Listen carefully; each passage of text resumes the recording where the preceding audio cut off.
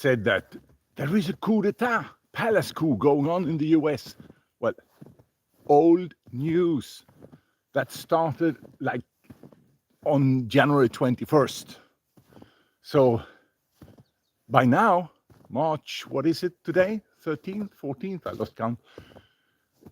It's probably too late. Because look at what happened when Hugo Chavez took power in Venezuela. 1999, he was sworn in, and by the end of the year, he had perpetuated himself in power. The dictatorship is still there. But he came in from the outside. Trump already had been president, and he had already prepared this for 2020, when he was sworn in after the previous election, which he lost to Biden. That was a little miscalculation. But that was the plan, to first be 4 years in office, be re-elected, and end democracy. That was the plan. Now, what makes me sad is that people are so extremely slow up here to realize what's going on, and that's why these people can do what they do, because those who are on the side of democracy and rule of law are extremely slow-minded.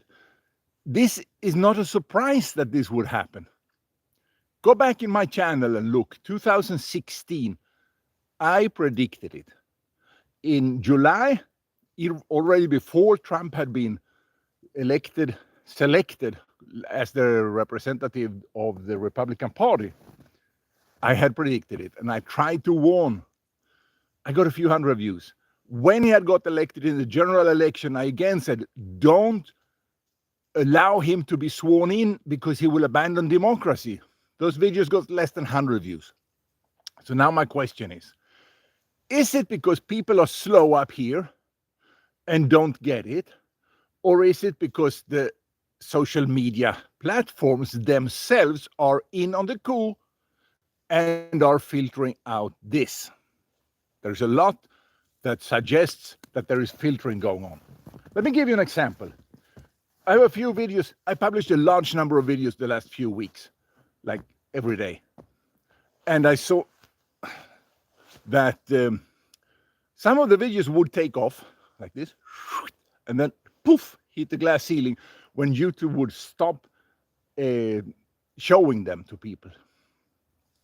And in other cases, like last 2 days, I published in 2 different channels, basically the same video in 2 different languages. One of them got lots of impressions, but a click-through rate of less than 1%.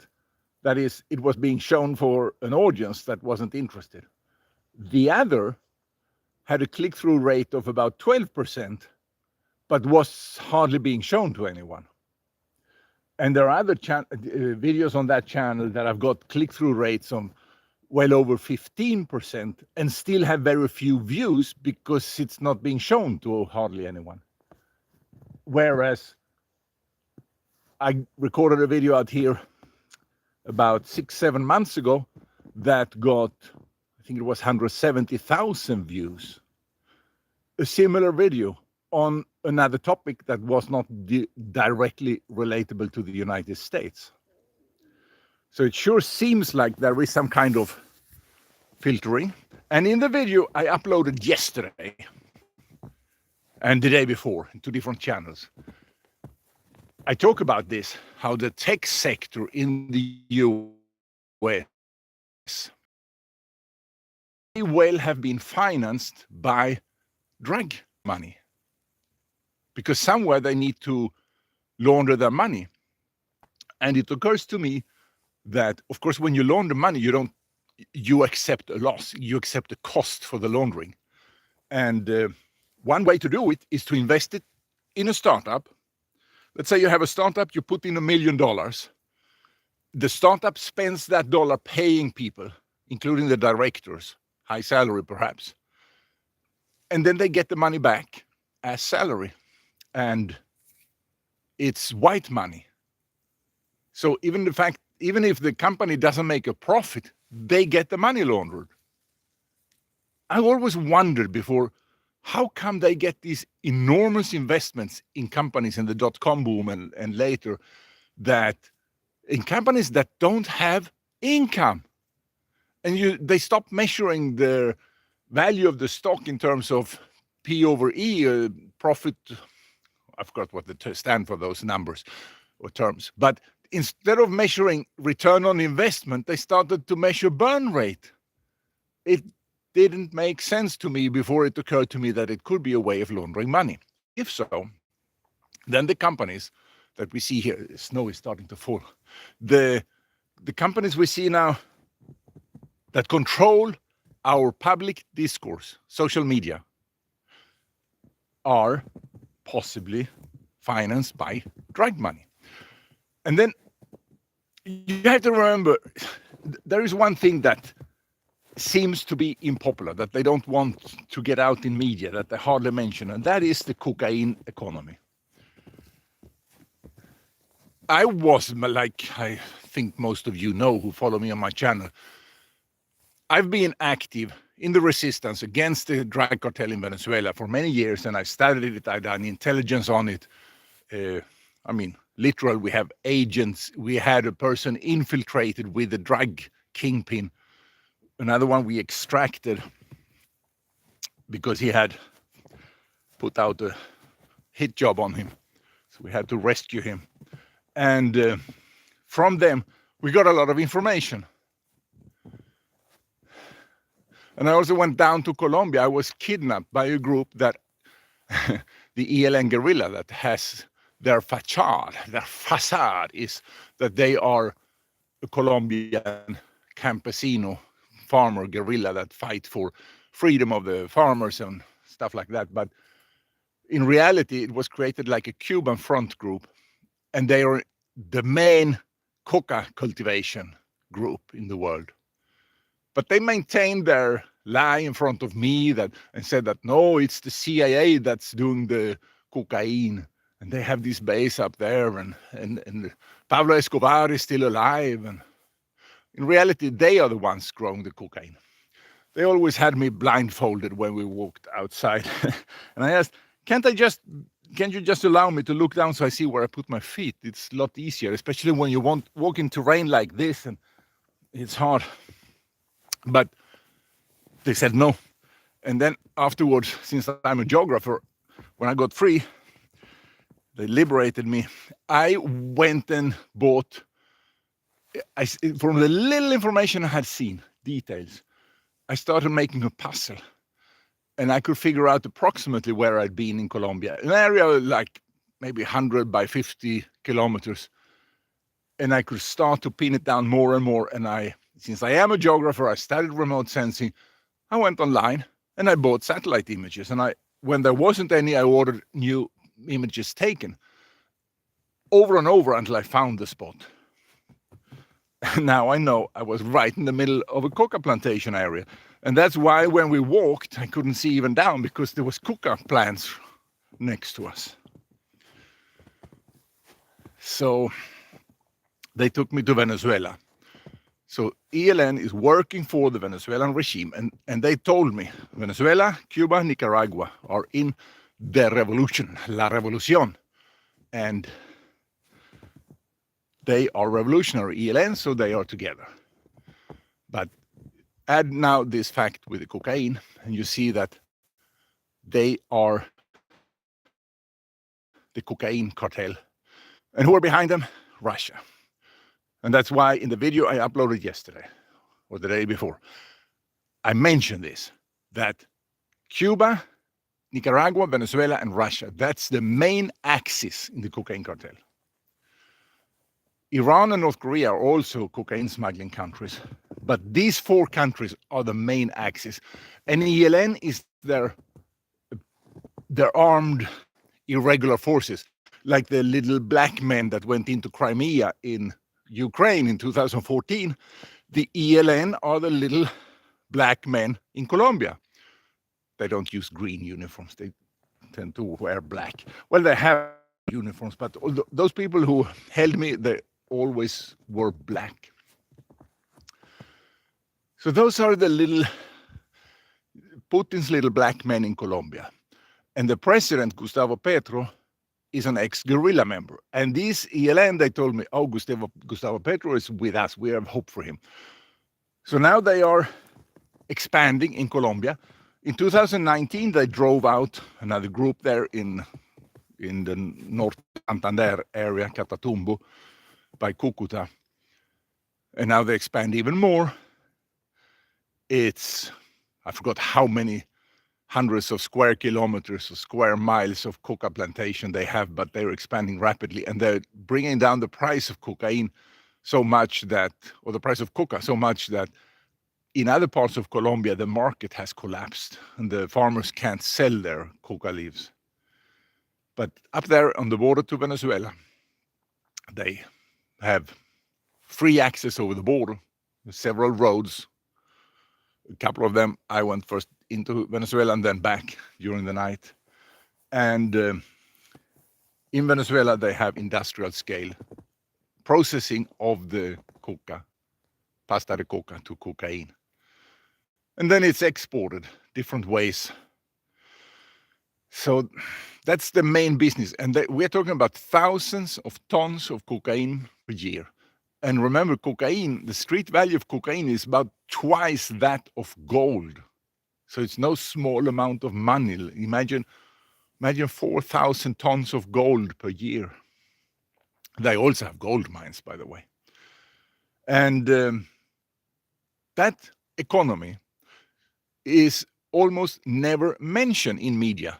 In the United States, I can't remember a single time when mainstream media has mentioned that economy. Not a single time. They talk about the oil embargo and the license for Chevron or whatever it was to do export oil from Venezuela and blah, blah, blah. That's distractions. It's distractions. The money is in the cocaine plus some mining like coltan and gold, emeralds. But cocaine is the big thing. And cocaine is also a drug, a chemical used as a chemical weapon where the targets, the United States and Europe, pay for it. People here in our countries that buy cocaine are in fact financing our enemies. They're financing a terrorist enemy that is committing crimes against humanity. It's, to me, people who are buying cocaine should have their assets seized and their salary impounded. They are traitors. They are literal traitors. Because the enemy considers that we are at war and these people are financing the enemy. That's how serious it is. But we also have the problem of media covering up for this, not telling the truth. And we have the issue with bias in social media, that it's like they don't want this to come out. It's absolutely insane. I'm going to turn this way because I have a beautiful sky behind me here. And this has been predictable and predicted for many years. As I said, 2016, I saw clearly that Donald Trump was made in the same mold as these people, as Nicolas Maduro in Venezuela. And therefore, I predicted that he would do the same thing. A person who behaves the same, talks the same, looks the same, sounds the same, you can predict that he's going to end up doing the same. And he did. Now, the question is how to stop this, how to save the world. I've made videos about that too, but guess what? They don't get any views. Well, I've done what I can. I spent many years fighting this. I've spent many years of doing investigations and trying to get the truth out. And obviously, the enemy is trying to sabotage it, and they've done so. I mean, for over 10 years. I think we started the Operación Libertad Venezuela Facebook page in 2011. And in 2013, they were very hard at work trying to silence us. because what we did was tell the truth.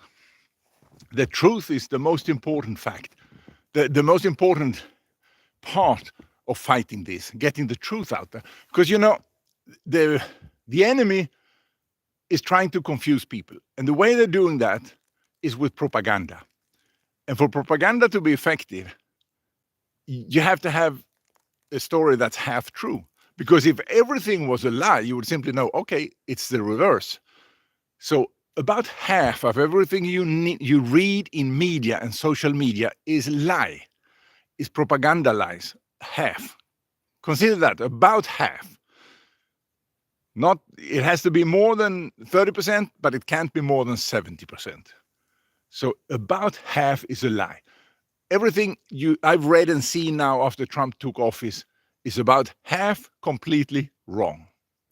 It's analysis that are wrong-headed. It's so much things that are wrong. And therefore, I've been making videos and telling it the way I see it based on actual intelligence operations. And I get virtually no views. When I made videos about this a half a year ago about Venezuela, I could get a lot of views. But now, whenever it has the least to do with the United States and Donald Trump and the coup d'etat he's doing, it's cut off. No distribution. And therefore, like I said in my last video, the way to fight this is to understand, first of all, that this is a coup d'etat, this is a war, and that we have to act as a resistance. Think Nazi occupation. Think United States is under Nazi occupation. And the whole world, no matter where we are, who use social media, are under Nazi occupation and message control, as in Goebbels or Hitler. Think like that, and then think, how can I get the message out? What we did in Venezuela was we used chats. When they started to sabotage Facebook, you know, first of all, they took away the links, so people couldn't link to the page. Then we put in a URL that was easy to remember. And they made so it didn't appear in the search results. But with that easy to remember link and people remembering it, we could get the news out. We still have 250,000 followers on that page, but we had more people reading it because a lot of people would not like it, not follow it, because it would expose them. They didn't want to be seen. They didn't comment. They didn't do like, but they read it. And then we used chat. Back then we had, the sun came out, how beautiful. We had BlackBerry, pin messages, and now we have apps like Telegram and Signal. Apps where you can have channels. Oh, we had Cell, the radio, like a radio. You have to have groups where you can spread it, and groups on a platform that the owner of the platform cannot censure. And I believe WhatsApp doesn't work because I believe Meta has a way to censor that. Maybe I'm wrong, but that's what I've been told. But Telegram, they have channels, and Signal is good for communicating encrypted from source to source. It has to be all encrypted. And then connect with people you know, put the people you know in the groups to spread the information. And I would also recommend you to look up information. I saw yesterday a psychiatrist from England, I forgot his name, his channel, but he talked about, he had one video about Trump's psychology.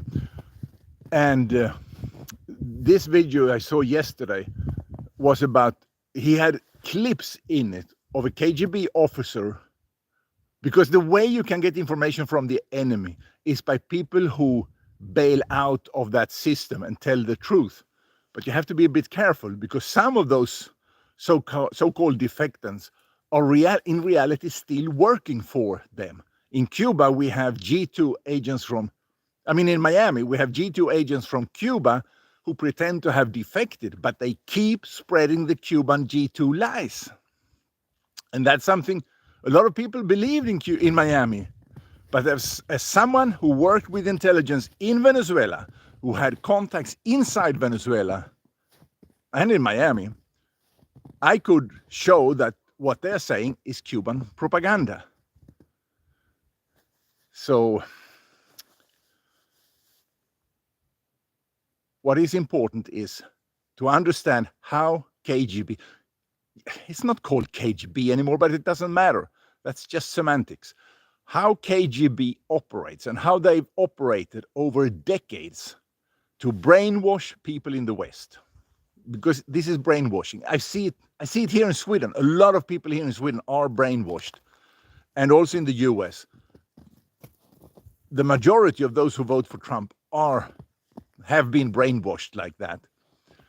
And they are unable to tell the truth from the lie. When you show them evidence of the truth, they have been so conditioned, like if they are in a religious sect, to always have an answer, an explanation. No, that's not it. That's because of that, blah, blah, blah. And according to this KGB officer I saw interviewed in that video, he said those people are lost. You can never get them back. And it's just like a sect. If you have a person in a sect, they have been conditioned to have an answer for everything, for every argument. And the only way to get them out of it is for them themselves to discover that something is wrong and start to look for the truth themselves. Because that's what they have to do. They have to figure out this doesn't match, and then start to look for some evidence, some proof somewhere that they trust, and discover, oh, I'm the sucker here. It's going to take time, but we can't wait for that, because we are barreling on towards World War III now. Donald Trump is leading us to World War III. And here in Europe, the politicians, the leaders have understood it, and everything, it's all hands on deck to get ready for World War III. Because the best and only way to potentially avoid World War III is to be so militarily strong that Putin refrains from attacking.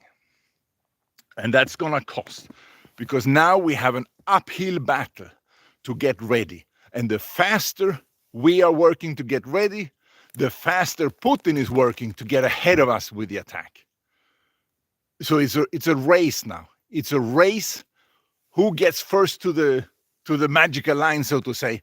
We to be stronger than him, and thus avoiding World War III, or him to feel that he can defeat us, and thus starting World War III. Of course, there would be another solution, and that would be if somebody would take out Putin, but that's extremely difficult. Or if he would die by natural causes. I mean, there is maybe somebody up there who can send a little thunderbolt to him. But that's where we are. It's a very extremely dangerous situation, and I am disappointed at the ingenuity, but I understand the reason why people are not reacting is because they've been brainwashed. And we saw what happened in Venezuela. Look, the most important advice I can give is perhaps look at Venezuela. This movie, we have all seen it before. It took, I would say, about a decade. Venezuela realized that something was wrong and they tried to fight against it. But it took about a decade before people outside of Venezuela, except the US, started understanding what was happening. Too many who helped them, and too much. There is a Venezuelan word for this, conchupancia. That means sucking together. There's too many who suck of from the same money, from the same source. And people here, I've been wondering, when I was a strategist for the resistance in Venezuela, I had such a beautiful background there. I'll try to find it. When I was a strategist for the resistance, we used the principles of nonviolent struggle developed by the late Dr. Gene Sharp and the Albert Einstein Institute that unfortunately, somebody seems to have hacked the website. It's gone down. Most of the information is gone. That's very important for the Americans. It's extremely important to read that and to learn that. The principles of nonviolent struggle. You have to start by analyzing the enemy and understand him. The regime doesn't exist by itself. It has pillars of support. And to identify what the pillars of support are, that's number one. Like Sun Tzu, the old Chinese general, said, you have to know the enemy better than the enemy knows himself. And you have to know what are the pillars behind it. We tried to fight Maduro, first Chavez, then Maduro in Venezuela. And it never succeeded because they had pillars of support outside of Venezuela, Cuba and Russia. And imagine a people in Venezuela and South America trying to fight a superpower that was backing up Maduro and a drug cartel, the world's strongest, most powerful and richest drug cartel. It's like difficult. So that's why you have to understand what you're up against and undermine the pillars of support. Pillars of support in Venezuela went all the way back to the government of Sweden here. Because they, for some reason, ideological or whatever, I don't know, were protecting that genocidal regime. And they have been, the social democratic government in Sweden, they have been infiltrated for many years, decades, by the KGB. And these are the things that one has to do. To defeat this, intelligence is key. So if I would give some concrete advice, I don't think anybody's going to hear it because of the silencing of the message, but people who work in intelligence in the US, in CIA, most of all, and also the other agencies, you need to take your operation underground and continue, because they did that in Venezuela. That's why I know so much, because Venezuelan intelligence, when the dictatorship tried to dismount it, they continued to do it privately. Like the movie Kingsman, kind of. There has to be a private intelligence. The problem is to finance it. But that's key. Intelligence is key. And then organization in small groups and cells that communicate in a encrypted form and secure and small groups. You are in the United States. You have to get into your head that you are under Nazi occupation and act as such with uttermost attention to security. This is an extremely, extremely dangerous. I can't say enough how dangerous this situation is. And what makes it more dangerous still is the fact that too many people don't understand it yet. And they're sleepwalking straight into disaster. Now, the snow is falling in the sun. I don't know what more to say. I mean, I've been saying for years what's going to happen and nothing helps. I don't know what to say. I don't know what to say. I hope somebody would do something. I spent years trying to fight this in Venezuela. I learned a lot. But the problem is bigger.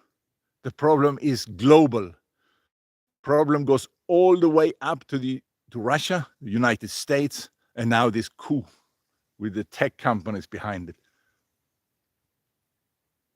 And whatever is done in reality cannot be said in public. So what is being done, the most important thing is to act in secret. I'm already public, so I'm not going to get involved in it. Oh, that's another important thing. Politicians, don't rely on politicians. The politicians cannot save you in the United States because politicians are public. So the politicians are useless. They can only make known some facts and expose, but the politicians will not save you. Okay? That's very important. Do not rely on them. Do not blame them. They cannot save you. The Democratic ones I'm talking about. And the Republican ones are beyond repair. So it's up to the people. It's up to people who work in law enforcement and, most importantly, in intelligence and in the military, and judges, prosecutors, things like that. You have to remember that anyone who stands up for the right thing is a target of threats of violence. So one thing that Americans can do, especially since you have the Second Amendment, is offer protection, private protection of people who stand up for the right thing. You need to get together with your friends and really close the lines, because this is the battle of the century, or the millennia even. Well, I hope somebody hears this and shares it and spreads the word, because I've been thinking of starting a Telegram channel, and I may subscribe to my channel, and I may actually start a Telegram channel to get somewhere to connect and say things that YouTube will censure. Oops. So thank you for tuning in. They will win, but it's going to be difficult.